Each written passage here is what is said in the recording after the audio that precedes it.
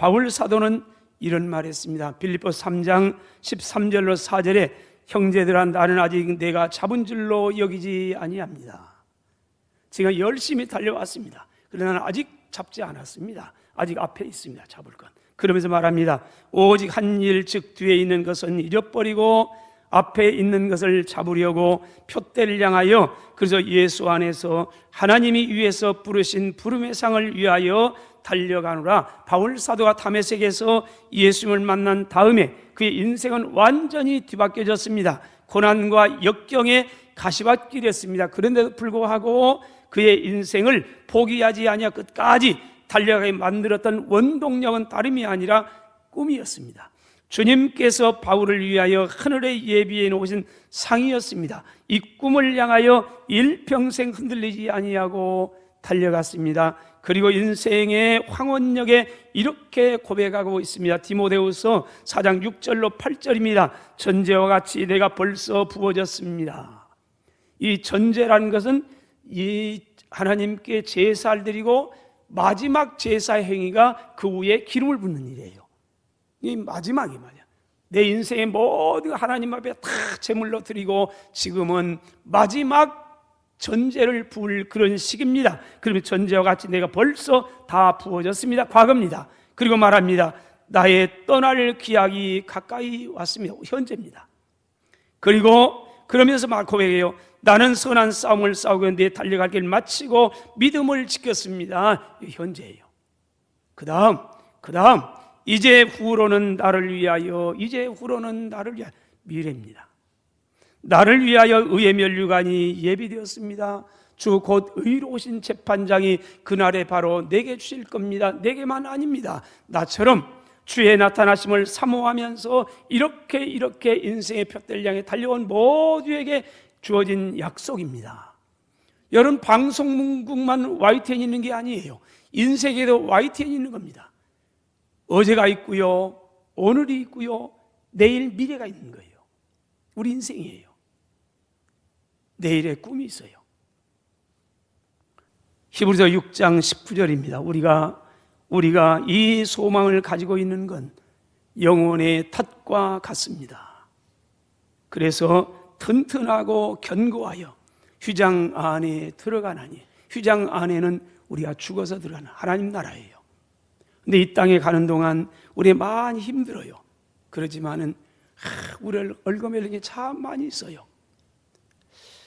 그런데 이 많은 위기 속에서 우리가 든든하게 꽉 붙잡을 게 있어요. 그게 소망이래요. 우리가 이 소망을 가지고 있는 건 다름이 아닙니다.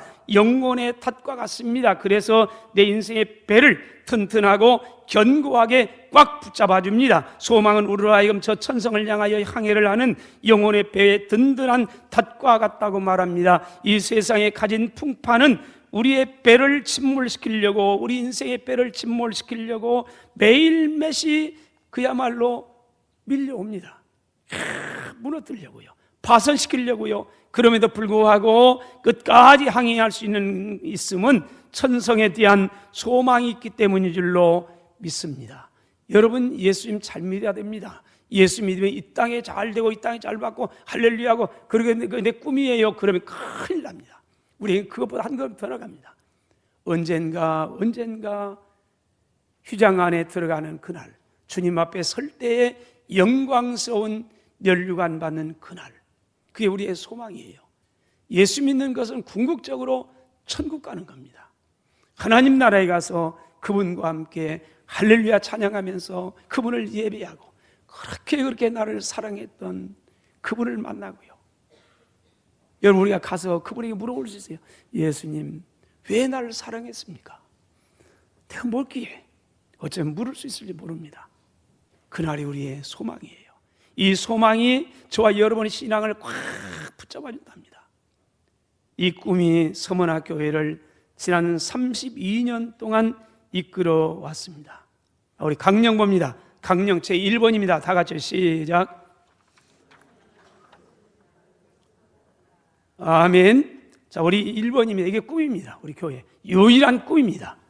서문아이는 예수님을 본받는 성도, 예수님처럼 살아가는 거, 예수님을 닮아가는 것. 나를 보면서 서양 사람들이 예수님은 아마 우리 집사님 같을 거요, 우리를 보면서 예수님은 아마 우리 권사님 같을 거요, 그럴 수 있다면 저와 여러분은 신앙생활의 성공자입니다. 우리 교회는 건강한 교회입니다. 사도행전 11장 25절 6절입니다. 바나바가 사울을 찾으러 타소에 가서 만남에 안디옥에 데리고 와서 둘이 교회 1년간 모여있어 큰 무리를 가르쳤고, 제자들이 안디옥에서 비로소 그리스도인이나 일컬음을 받게 되었더라. 그 비로소란 말은 첫 번째 그 말입니다. 그러나 예수 믿는 사람 교회가 많았습니다. 근데 첫 번째로 그 사람 누구냐? 그리스도인이라는 이름은 안디옥 교회에서 받았습니다. 안디옥 교회가 세워지고 많은 어려움 가운데 세워졌습니다. 그리고 1년이 지났습니다. 개척교회. 근데 그 지역에 있는 안디옥 사람들이 보면서, 안디옥 교인들을 보면서 이렇게 말합니다. 저 사람들은 그리스도인입니다.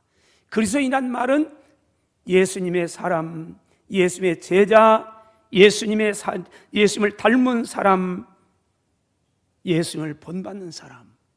뭔가 똑같은 직장에 다니고 똑같은 돈을 벌고 가정생활하는데, 사회생활하는데 뭔가 우리와는 구별된, 뭔가 다름이 풍긴, 그래서 저 사람들은 우리와 다른 사람이요, 예수 믿는 사람이요, 저 사람들은 예수님을 닮은 사람들이요, 예수님의 참 제자요, 그 의미입니다. 여러분, 우리가 직장에 다니면서, 직장에서 5년 10년 있으면서 여러분들 보면서 저 사람은 우리와 뭔가 다른 분이요, 그렇다면 여러분들은 신앙생활에 성공한 사람입니다. 근데 아직도 만일에 그러지 못하면은 당연히 예수 믿어? 무슨 개 같은 이름을 질문받는다면 모욕적인 일입니다. 10년, 20년 직장 생활하는데 같은 직장에서 내가 예수 믿는 것도 모른다면은 이건 그리스도인으로서의 모욕적인 말입니다. 우리는 예수님의 사람, 교회는 예수님을 닮기 위해서 모인 공동체, 예수님을 닮은 사람들의 공동체, 예수님의 사람들, 예수님의 제자들입니다. 생각도 말도 꿈도 삶도 예수님을 닮은 사람, 예수님을 닮기 위해서 몸부림치는 그런 사람들의 공동체가 교회입니다. 왜 여러분 기도합니까? 왜 금식하면서 몸부림칩니까? 왜 성경을 읽습니까? 간단합니다. 예수님처럼 살아보려고요. 예수님을 본받아 보려고 하는데 안 되는 거예요. 아무리 해도 안 되니까 그 몸부림이 금식기도 하면서 점점 주님을 좀 닮고 싶은데요, 닮고 싶으면 안 되네요. 안 돼. 좀 도와주세요. 그 기도 아닙니까? 성경을 왜 읽습니까? 내가 몇 동 했으니까 의미 없습니다. 성경을 읽은 것은 내가 이 성경을 통해서 다 좀 변화시켜 주세요. 작은 예수를 어떻게 하면 살아갈 수 있을까요? 어떻게 하면 주님의 뜻을 분별하고 그때 순종해 볼까요? 그래서 몸부림치는 거 아닙니까? 그래서 성경을 읽는 거지요. 여러분, 그리스도인의 삶이란 그런 거 아닙니까? 예수님을 닮아보고자, 예수님을 닮아보고자 안 되는 말이에요. 1년이 가고 5년, 10년이 가도 안 돼요. 안 되니까 몸부림치면서 안 되는 도와주세요. 제발 좀 도와주세요. 저처럼 살고 싶습니다. 그런 몸부림이에요. 이 몸부림마저 없다면요, 여러분 심각한 영적인 병이 들었습니다. 한국교회 한 시대에 부흥과 성장을 이끌어 오셨던 많은 분들이 계십니다. 그 가운데 한 분이 이성봉 목사님입니다. 그분은 많은 일화가 있습니다. 어머님이 예수님 잘 믿었어요. 결혼도 장로님 딸과 결혼을 했어요. 잘 신앙생활에 곁길로 갔어요. 온 난봉꾼이 됐어요. 어머니의 눈물, 아내의 눈물, 그 때문에 난봉꾼이 돌아왔습니다. 그 눈물에 갑자기 병이 들었는데 죽을 병이라는 거예요. 손발 다리를 절단해야 해요. 그때가 나이가 20대예요. 몸부림칩니다. 그때부터 돌아옵니다. 하나님께서 허락하지 않으면 이것도 안 되는, 아무것도 할 수 없는데 그때 깨달아요. 돌아와서 회개하고 그 복음을 증거하기 시작합니다. 그분은 그렇답니다. 많은 일화가 있어요. 얼마나 예수님을 닮고 싶어서 몸부림쳤는지를 다니면서 이렇게 다녔답니다. 하나님이 최고요. 하나님이 최고요. 왜 이렇게 다녀요? 하나님이 최고요. 하나님이 최고예요, 내 인생에. 밥을 먹으면서 그렇답니다. 성부, 성자, 성령. 성자, 성령. 하여튼 그렇답니다. 세수를 하면서도요, 우리는 그냥 아무 생각 없이 막 닦아요. 그분은 그렇답니다. 한번 성부, 성자, 성령 그렇게 했답니다. 예수님을 닮고 싶은 몸부림승이요. 먹는 것, 마시는 것, 다니는 것 생각하면서 오로지 소원 하나가 있는데 예수님을 닮고 싶은 몸부림이요. 우리의 선배들은 그래서요, 우리에게 물려진 그 아름다운 신앙이 있었어요. 근데 우리는 다음 세대에 이런 아름다운 신앙이 없다는 겁니다. 우리가 다음 세대에 많이 걱정합니다. 그런데 어떤 분이 그랬습니다. 과연 오늘의 시대에, 다음 시대에 물려줄 만한 신앙이 있습니까? 여러분들에게는 다음 세대에 물려질 신앙이 있나요? 이 신앙만은 우리 세대에, 우리 다음 세대에 물려주고 싶다, 이 신앙만 내게 있다고 말할 수 있습니까? 어쩌면은 다음 세대가 걱정이 아니고 오늘 저와 여러분이 문제인지도 모릅니다. 아무리 봐도 우리 다음 세대에 이 신앙만은 가져야 된다고, 그러면서 내 신앙 이거라고 물려줄 수 있다면 신앙생활의 성공자지요. 근데 아무리 봐도 너는 아빠처럼 되면 안 된다, 너는 엄마처럼 이런 미움 가지면 안 된다, 그렇다면 여러분, 그렇다면 예수님이 이 땅에 계시는 공생의 3년 동안 어떻게 살았습니까? 마태복음 9장 35절입니다. 예수께서 모든 도시와 마을에 두루 다니사 그들 회에 가르치시며 천국 복음을 전파하시면서 모든 병과 모든 약한 것을 고치시니라. 이것이 예수의 3대 사역이라고 말합니다. 교회는 이 예수의 3대 사역을 오늘 또 이어가는 겁니다.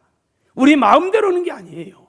교회가 이렇게 우리가 그런 게 아니에요. 주님을 본받아 이어가는 것, 예수님의 사역을 본받아 오늘도 그대로 살아가는 것, 이게 서문학교의 7대 강령 가운데 1번입니다. 이게 유일한 우리의 소망입니다. 꿈입니다. 예수님을 닮아가는 거예요. 사랑하는 여러분, 한 번뿐인 인생 열심히 사세요. 부지런하게 사세요. 인생 바쁘게 사세요. 그러나 더 중요한 것은 무엇을 위해서 그렇게 정신없이 살고 있습니까? 질문 들릴 때 진솔하게 대답할 수 있어야 됩니다. 나는 이것 때문에 바쁘게 삽니다.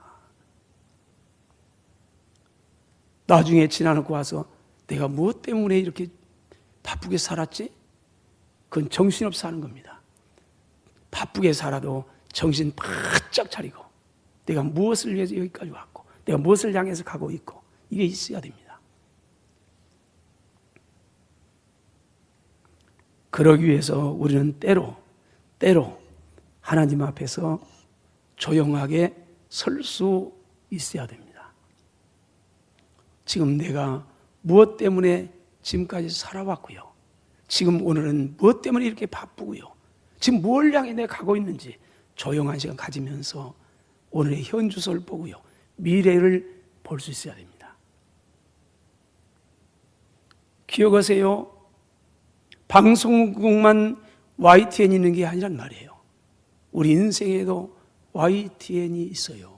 어제가 있고요, 오늘이 있고요, 내일이 있고요. 이건 잊어버리면 큰일 납니다. 열심히 살긴 살았는데 도대체 지나와서 내가 무엇 때문에 이렇게 열심히 살았는지, 그냥 없어질 것 때문에 아니에요. 로마 12장 11절입니다. 부지런하여 게으르지 말고 열심을 품고 주를 섬기라. 여러분뿐만 아닙니다. 예수님께서는 승천하시면서 마지막 교회에 부탁한 일도 영혼 구원입니다. 마태복음 28장 19절로 20절입니다. 그러므로 너희는 가서 모든 민족을 제자로 삼아 아버지와 아들과 성령의 이름으로 세례를 베풀고 내가 너희에게 분부한 모든 걸 가르쳐 지키게 하라. 볼지어다 내가 세상 끝날까지 너희와 항상 함께 있으리라 하시니라. 승천하시면서 마지막 당부입니다. 여기 세 단어의 동사가 있습니다. 너희는 가라. 가만히 있는 게 아닙니다. 열심히 살라는 겁니다. 액션입니다. 주님 보내주세요. 그게 아닙니다. 너희는 가라고 말합니다. 첫 번째 동사가 가라는 거예요. 가만히 있으면서 하나님 보내주세요. 주님은 그러지 않았어요. 너희 가라. 모든 민족들이 가라. 가서 두 번째 동사가 있습니다. 모든 민족을 제자로 삼으라. 세 번째 동사가 있습니다. 내가 너희 분부한 모든 걸 가르쳐 지키게 하라. 그때 볼지어라, 그때 내가 세상 끝날까지 너희와 항상 함께 있으라고 약속을 하고 있는 겁니다. 영혼 구원하기 위해서 가세요. 가서 모든 민족을 제자로 삼으세요. 그리고 가르치세요. 그래야 주님을 닮도록요. 그때 주님이 우리와 함께 하는 거예요. 우리는 내 마음대로 다니는데 주님이 함께 한다? 너 그러지 않아요. 다시 한번 따라서 합시다. 선교는 주님의 지상명령이요 우리의 사명입니다. 아멘. 할렐루야. 다음으로 서문학교의 꿈은 나눔입니다. 봉사입니다. 섬김입니다. 자, 우리 서문학의 강령 6번과 7번 한번 볼까요? 먼저 6번입니다. 시작. 서문아이는 교회와 사회의 한 사람으로서 최선을 다하여 봉사한다. 7번입니다. 서문아이는 이웃을 내 몸처럼 사랑한다. 여러분, 위로 하나님을 믿음으로 섬기고 아래로 이웃을 사랑으로 섬기는 겁니다. 왜냐하면 앞에서 본 것처럼 마태복음 9장 35절에서 예수님께서는 가르치고 전파하시고 그 다음에 모든 약한 것과 모든 병들을 고치시니라. 섬김 봉사입니다. 이 3대 사역입니다. 오늘 하나님께서 나에게 주신 것은 봉사하고 섬기고 나누라고 주신 겁니다. 저와 여러분에게 있는 것 모든 것은요 하나님 섬기고 이웃 섬기고 그런 나누라고요. 저와 여러분에게 있는 것 보세요. 내게 뭐가 있는가? 그 나누는 삶의 원리가 뭐냐? 나누는 겁니다. 신앙생활의 원리가 뭐냐? 나누는 겁니다. 이 원리대로 인생을 살면 인생이 행복한 겁니다. 이 원리대로 따라 신앙생활을 하면 신앙생활이 행복해져 갑니다. 행복은 소유에서 오는 게 아닙니다. 쌓아놓는 데서 오는 게 아닙니다. 이름 붙여가지고 하는 게 그래서 오는 게 아니는 겁니다. 흩트고 나누는 데서 오는 겁니다. 근데 나눔은 그냥 된 게 아니에요. 사랑해야 사랑이 나오는 겁니다. 사랑이 없이는 결코 나눌 수가 없습니다. 또 나누지 않고는 결코 행복한 신앙생활도 행복한 인생도 살아갈 수가 없는 겁니다. 왜 내 인생이 그렇게 쫓기는 것처럼 도망친 것처럼 그렇게 열심히 사는데 불안하고요, 뭔가 초조하고요, 왜 그렇습니까? 생각해 보셨습니까? 내가 왜 그렇게 열심히 살았는지, 그렇게 왜 달려왔는지. 때로는 점 식사를 겨루면서까지도 걸으면서 그렇게 열심히 살아요. 열심히 산 자체가 나쁜 건 아니에요. 그러나 분명한 목적이 없이는요 헛된 거라는 겁니다. 헛된 거. 이런 게 많아요. 예수 믿으면서 온 세상의 문제 다 걱정이 있어요. 얼굴 보면 나타나지 않습니까? 얼굴 보면요 온 세상 근심이 다 예수 믿는 게 안 나타나요. 어떤 사람은 아니에요. 천국을 살아가는데 왜 내 인생이 그렇게 신앙생활에 팍팍하고 힘들고.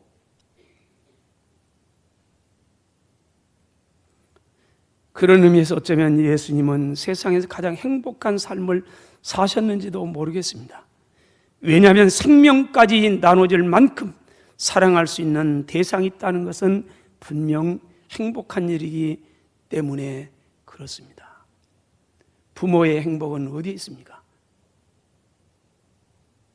자녀에게 주고 또 주고 또 주어도 모자라는 거예요. 주면서 행복해요. 남은 이해를 못해요. 근데 부모는 그래요. 제가 알고 있는 어느 장로님이 한 분 계세요. 그 장로님이 1953년도에 경위를 달았답니다. 경찰에 입문해가지고 경위를 달았어요. 전국에서 자기 기 중에서 첫 번째였답니다. 1위였답니다. 1등 해가지고. 그래서 전라북도에 있는 경찰서장 다 했어요. 군산부터 시작해가지고 저는 다 했어요. 마지막에는 도경에 오셔서 거기서 정년퇴임을 하셨어요. 지금처럼 이렇게 공무원도 뭐 이제 다 복지가 되고 이런 게 아니잖아요. 은퇴할 때예요. 은퇴할 때인데 그 은퇴비가 얼마나 받겠어요? 30년 전인데. 그런데 그 은퇴할 때 그 받은 걸 아들을 1억을 줘버린 거예요. 그래서 걱정했어요. 아니 장로님, 노후 걱정하셔야지요. 아들 주면 어떻게 해요? 만약 사업하다가 날릴 뻔히 어떡합니까? 아들이 뭘 하려고 하면서 아마 도움을 요청했나 봐요. 우리가 볼 때는 주면은 불안스러워요. 그런데 줘요. 다 줘요. 왜 그렇습니까? 아들을 내 노후보다 더 사랑해요. 그 사랑은 나눌 수밖에 없어요. 다른 사람 삶자는 아무도 이해를 못해요. 현실도 용납을 못해요. 그래도 해요. 여러분 삶에 사랑할 수 있는 대상이 있다? 예수님은요, 생명까지 나눠줄 수 있는 대상이 있었어요. 요한복음 3장 16절입니다. 하나님이 세상을 이처럼 사랑하사 독생자를 주셨으니. 참 행복은 어디서 와요? 우리에게 그렇다면 뭔가 나누어도 기쁘고 이 대상이 있다면요, 신앙생활에 아무개를 생각하면요, 다 주어지면 모자랄 것 이런 사람이 있다면요, 그 사람은 행복한 신앙일 겁니다. 따라서 합시다. 하나님이여, 나에게도 모든 것을 나눌 수 있는 대상을 허락하여 주옵소서. 아멘. 마지막으로 선교한 나눔의 꿈을 이루기 위해서 우리는 열심히 배우고 가르쳐야 합니다. 오늘 강령 4번과 5번입니다. 다시 4번 볼까요? 다 같이 봅니다. 시작. 서머나이는 모든 예배에 빠짐없이 참여합니다. 5번, 서머나이는 언제나 성경과 더불어 살아갑니다. 여러분 왜 그렇습니까? 선교한 나눔의 꿈을 이루기 위해서 저와 여러분은 열심히 배우고 가르쳐야 됩니다. 그 이유를 사도행전 20장 32절에 이렇게 말합니다. 지금 내가 여러분을 주님과 및 그 은혜의 말씀께 부탁합니다. 그 외여 그 말씀이 너희를 능히 든든히 세울 겁니다. 거룩하게 이 하심을 입은 모든 사람 가운데 기업이 있게 하실 겁니다. 디모데후서 3장 16절 7절입니다. 모든 성경은, 모든 하나님 말씀은 하나님의 감동으로 된 것으로 교훈과 책망과 바르게 함과 의로 교육하기에 유익하니 이는 하나님의 사람으로 온전하게 만들어 갑니다. 또 한 걸음 더 나갑니다. 모든 선한 일을 행할 능력을 갖추게 하기 때문에 그렇습니다. 여러분 결국 내 신앙을 만세반석에 세울 수 있는 것은 다름이 아닙니다. 연륜만 아닙니다. 32년 됐다고 해서요, 그럭저럭 된다고 해서, 그렇다고 해서 내 신앙이 든든하게 세워져 가고요, 어쩌다 보니까 집사가 되고 장로가 되고 권사가 되고, 그렇다고 해서 내 신앙이 든든하게 세워져 가는 게 아닙니다. 내 신앙을 아름답게 세워서 선교한 나눔의 비전을 아름답게 품고 신앙이 전진해 갈 수 있는 건 다름이 아니에요. 하나님 말씀으로 내 안에 충만하게 있고요, 그 말씀이 나를 붙잡아 줄 때 내 신앙이 든든해져 가고요, 그러면서 하나님의 사람으로 멋지게, 예수님 닮은 사람을 멋지게 세워져 간답니다. 그리고 선한 일을 행할 능력도 갖추게 만듭니다. 마음은 원인데요, 힘이 없어요. 여러분 내가 능력이 있어야 해요. 건강해야 해요. 건강한 사람이 옆에 사람, 약한 사람을 세워주는 겁니다. 내 몸도 힘들어가지고 귀찮아가지고 힘든데 어떻게 옆에 쓰러진 사람 세워요? 그건 불가능한 겁니다. 그래서 내가 먼저 성령의 충만한 은혜 받고요, 하나님 말씀으로 충만해. 그래서 성경 통독하는 거 아닙니까? 그래서 원래 설교를 듣는 거 아닙니까? 말씀으로 나를 결국 세워줄 뿐 너희를 능히 든든히 세우사 거룩하게 하심을 입은 모든 자 가운데 기업이 있게 하신다. 뭐가요? 하나님의 말씀이 은혜가요.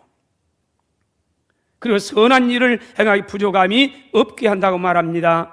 사랑하시는 여러분, 32년 전에 하나님은 서머나 교회를 세우시고요, 선교한 나눔의 꿈을 주셨습니다. 2004년에도 힘이 들고 고난이 오고 어려움도 있을 겁니다. 그러나 서머나 교회의 꿈을 안고 아름다운 신앙의 경주를 경주함으로 오늘 본문에 있는 서머나 교회 2000년 전에요, 저 이즈밀에 있는 그 서머나 교회 10절에 약속되어 있는 생명의 면류관을 받을 수 있는 저와 여러분, 우리 교회가 될 수 있기를 주의 이름으로 축원합니다.